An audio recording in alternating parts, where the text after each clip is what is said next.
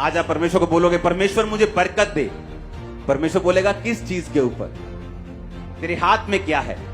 आप इमेजिन करो अलीशा जो परमेश्वर का दास था उससे बोल सकता था जा फलानी फलानी जगह जा, वहां तुझे पैसा मिल जाएगा, जमीन में देखना खोद के तुझे सोना गड़ा हुआ मिल जाएगा। लेकिन उसने क्या कहा, तेरे हाथ में क्या है। उसने कहा थोड़ा सा तेल है मेरे पास।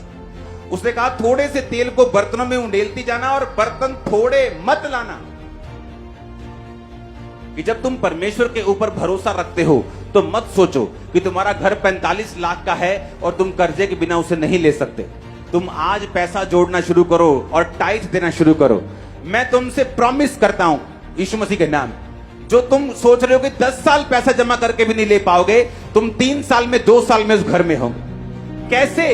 यही तो परमेश्वर है, यही तो परमेश्वर है जो हमारी सेंसेस से परे काम करता है। यही तो वो हमें वो भरोसा करना सिखा रहा है कि तुम कुछ भी लेना चाहते हो उसकी ग्रेस के ऊपर भरोसा रखो, उस स्पिरिट के अनुसार ना चलो जो लोगों में काम कर रही है, जो उस एरिया में काम कर रही है। आप इमेजिन करो ये स्पिरिट के साथ पास्टर्स भी परेशान हैं। उन्हें कर्जा उठाने की इतनी आदत पड़ चुकी है कि जब एक कर्जा खत्म होने वाला होता है दूसरा कर्जा, तीसरा कर्जा। क्यों? क्योंकि कर्जे की एक स्पिरिट है। जिस तरह बीमारी की एक आत्मा है, कर्जे की भी एक आत्मा है। और कर्जे की स्पिरिट ये चाहती है कि आप हमेशा नौकर बन के रहें ताकि आप वो प्रैक्टिस ना कर सके जो वचन कहता है। अगर आप बिलीव नहीं करते आप राजाओं की संतान हैं और राजकुमार हैं, और राजकुमार की तरह आप चलते नहीं, राजकुमार की तरह बोलते नहीं, आप राजकुमार कभी बन भी नहीं सकते।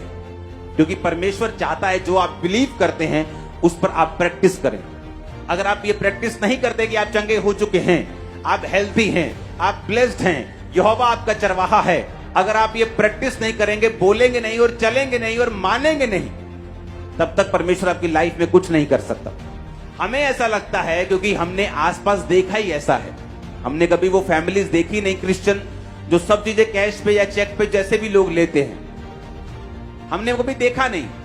लेकिन जब परमेश्वर में मैं चला हूं, हमने देखा है, हमने चीजों को लिया है, पैसा देकर लिया है, बिना कर्जे के लिया है। लेकिन एक समय ऐसा आता है कि धर्मी होने के बावजूद भी, टाइट देने के बावजूद भी, फिर भी सिचुएशन ये चाहती है कि आप लोन लें, और परमेश्वर का वचन इस बात के खिलाफ है कि आप लोन लें। सबसे पहले हमें यह समझना पड़ेगा कि परमेश्वर नहीं चाहता मैं कर्जा लूं। हालेलुया।